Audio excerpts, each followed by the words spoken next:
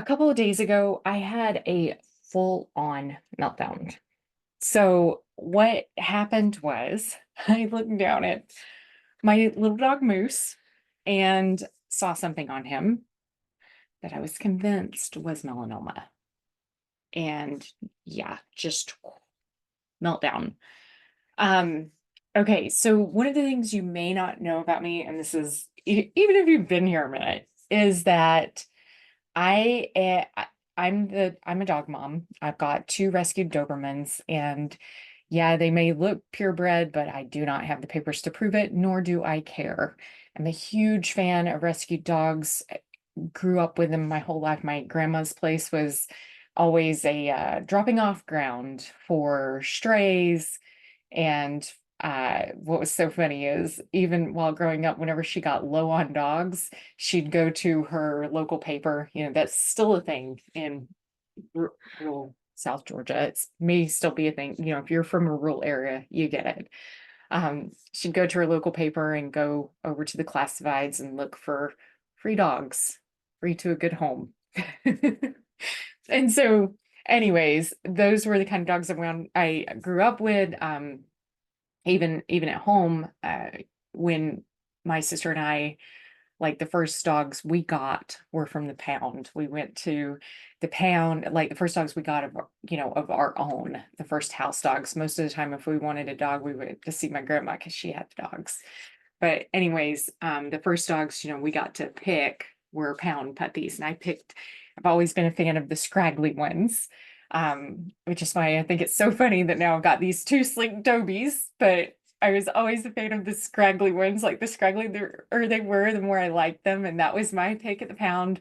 This little dog I named Sydney, and he had this crazy overbite. And then meanwhile, my sister, she goes and picks out the cutest little furball puppy from a litter of Aussie pups that had been dropped off. So anyways, I know this is like a serious digression, but after we got when I first met, I'm gonna go ahead and like share the rest of it since I'm already in the sharing mode before I circle back around to what made me freak out about Moose.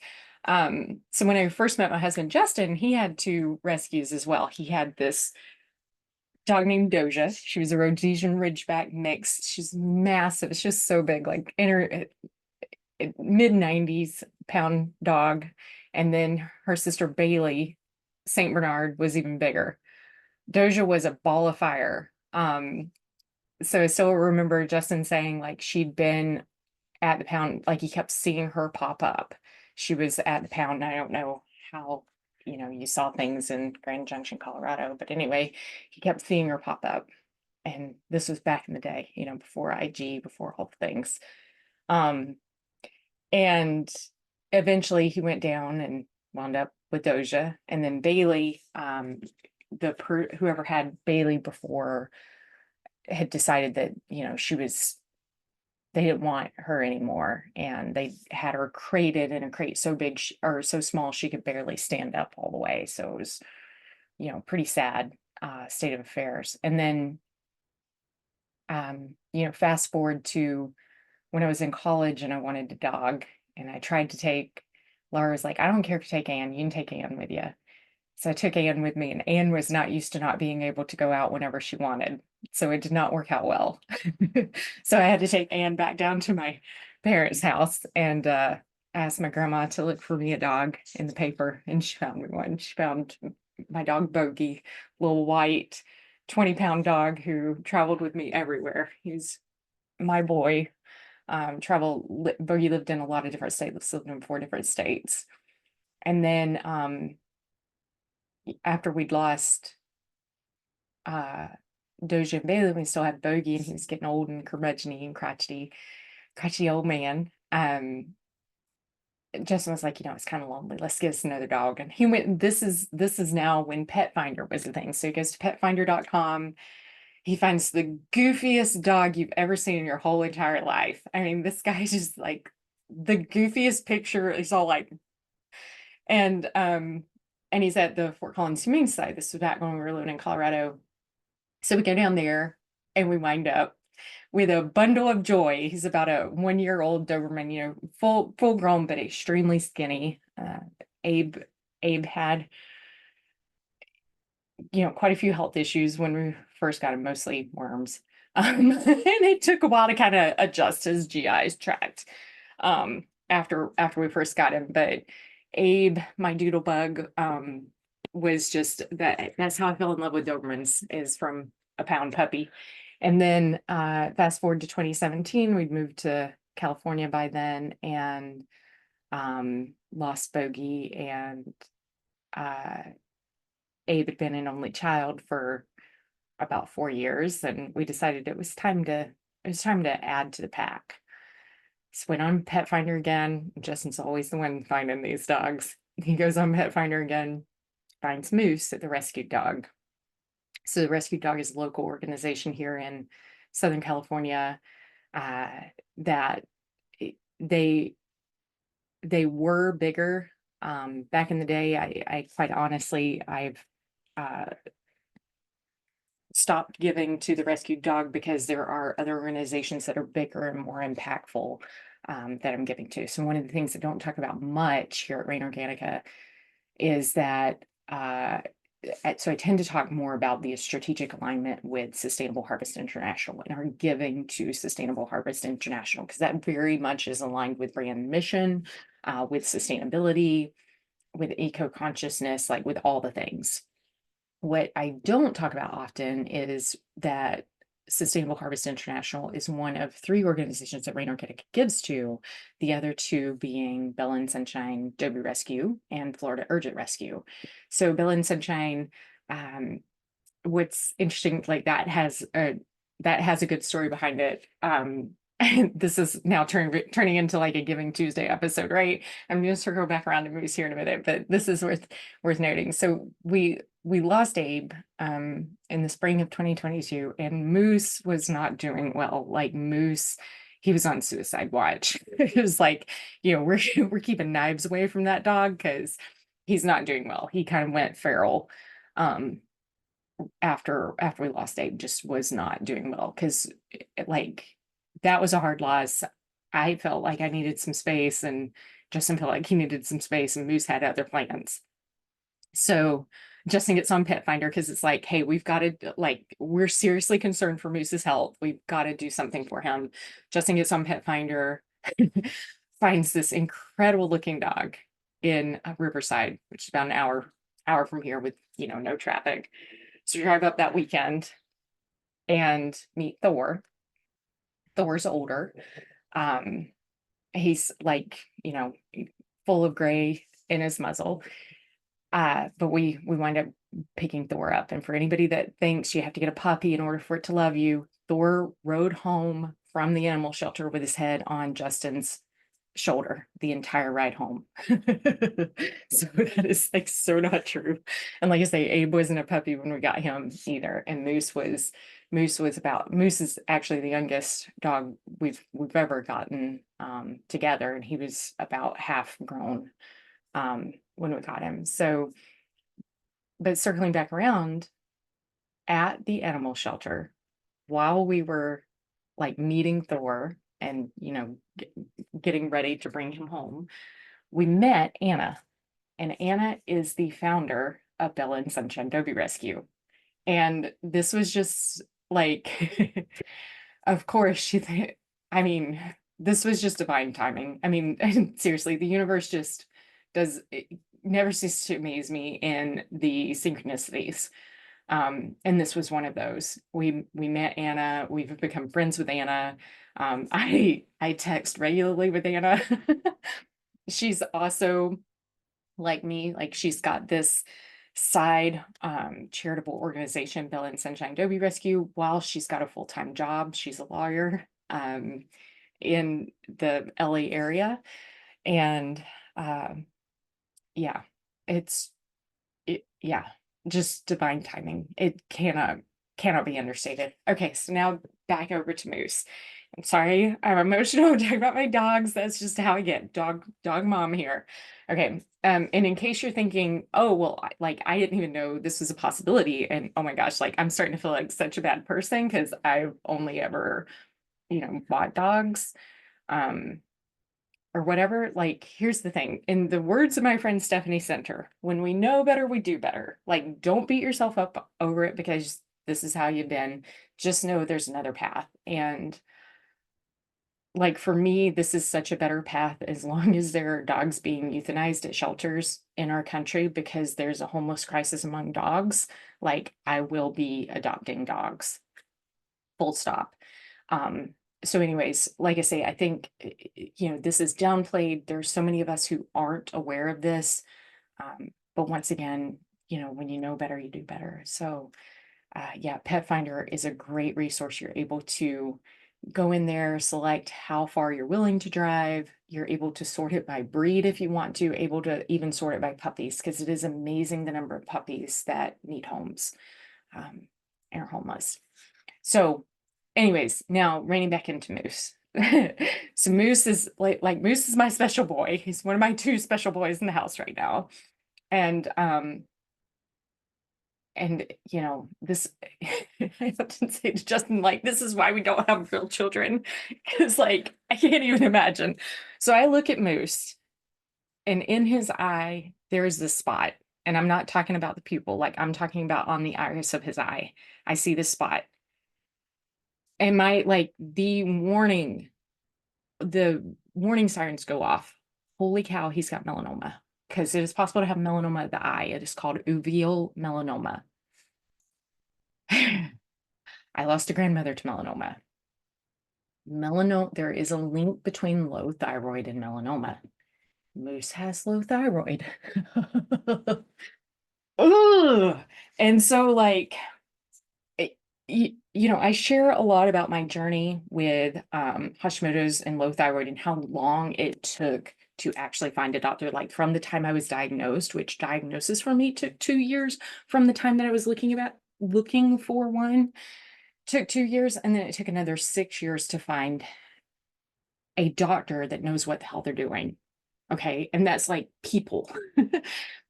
Now you transition over to vets, and while I love my vet, if I did not love my vet, we would not still be seeing my vet. Okay, our vet, like the boys' vet. Okay, if we did not love him, we would not still be seeing him. Full stop. I love my vet. Just because he's a great vet does not mean that he is an expert in thyroid health for dogs. And so a lot of this has been me doing the research and me kind of driving. And it is overwhelming, like quite frankly. There's so much on my to-do list, and some of this is like by my own design. Some of this is like I don't have to have two businesses. I am passionate about both of these businesses. I very much want both of these businesses. I'm considering adding a third. Like crazy as that sounds, I'm considering adding a third. But I can't I can't not do this. Okay, like it's who I am. I'm driven to that. I also I also still have a day job. I also have to have a day job at this point. Unfortunately, neither of these two businesses is bringing in the income for me to stop the day job. So I have to have the day job. Okay. So there's like that. And then I actually want to have some time to enjoy life. So, and in the midst of all of that, like on my to-do list is researching for Moose's health and researching for my own. And I realized that's like, well, what about Thor? Well, fortunately, Thor is healthy. He may be older, but to my knowledge, he does not have a thyroid problem. He does not have a cortisol problem. Moose has both. Okay, like dysregulated adrenals and a thyroid problem. And so, like, just getting Moose to the state where Moose is today has been an ordeal. And there is so much to it that, like, what the thing that I want to research more, because it's harder to find this information in the vet world than it is for humans. But I want to see thyroid hormone circadian rhythms for dogs and cortisol circadian rhythms for dogs, because it very much helps determine and dictate when he takes his thyroid meds. Like as it is, we have been doing a lot of experimentation with playing around with how big of a dose he takes in the morning versus the evening. And but it's all like experimental because we don't like I haven't been able to find the research there. Like I'm sure it is, but I've got to dig deeper than I have before. And in this moment, when I looked in my little boy's eye and I saw this spot, and my mind went to, he's got melanoma and it's too late. I was crushed. Like it was in that moment where I was like, I haven't done enough. Like nothing's ever enough. And it hurt. Like I lost it. I just lost it. And so fortunately, Justin, who like has a tendency to kind of step back and be a little more reasonable, he has the sense to grab a flashlight and shine it in Moose's eye, in which you're clearly able to see when you do that, like not shine it directly into his eye. I mean, like shine it alongside like where this hole was, and what you were clearly able to see is that it was in fact a hole and not a spot, first of all, and it's in the iris. And so the iris is a muscle, which helps the pupil to constrict or dilate based on what it does. And what you could see is that what we were looking at was very clearly a hole in the iris, and it was responding to that light, like contracting and dilating in response to the light. And very clear to see like the edges of that iris muscle. And I was like, oh my gosh, I can breathe. Like I haven't failed my dog. Um, so anyways, that was like, it was a huge relief. It was this wave of relief that washed over me, and I was like, oh my gosh, thank you so much. And so meanwhile, like I was on the phone making the vet appointment. Total hovercraft helicopter mom here, on the phone making the appointment at the vet office, and I was like, you know what, hold the phone. Actually, we don't need that appointment with Dr. R. We're good. So anyways, um yeah, where was I going with this? But to like dial that back to like the point of this is there is a connection between low thyroid and melanoma. And as Justin will also point out all the time, just because there's a correlation does not mean causation. Like this is a favorite thing for scientists and doctors and like people in the science industries to say. And that is very true. Correlation does not mean causation, which means just because you see a link between low thyroid and melanoma doesn't mean that low thyroid causes melanoma.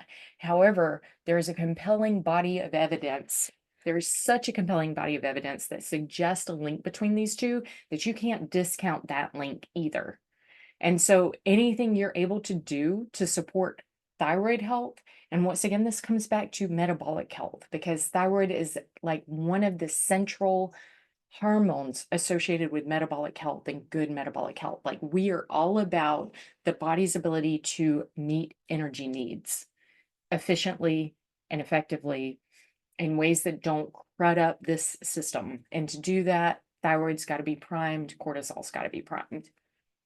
And so where I'm going with this is I've written an article recently around this connection between melanoma and low thyroid. It is now available to read over at Hormones Matter. The only other note that I'm going to leave you with on this, I lost a grandmother to melanoma, that same one that was, the dog haven growing up. That I lost that grandmother to melanoma. It was a rare form of melanoma. It was actually flesh-colored melanoma. There are so many types of melanoma. It's kind of astounding. Um, she's not the only family member I've lost to melanoma. Yeah. So anyways, before I go off down that tangent, I've got I've got a lot of emotional and mental baggage wrapped up around melanoma. And so, yeah, I've recently written an article for Hormones Matter. This was actually before this incident with Moose popped up, but it happened to coincide with kind of when that article released, or very close with when it released.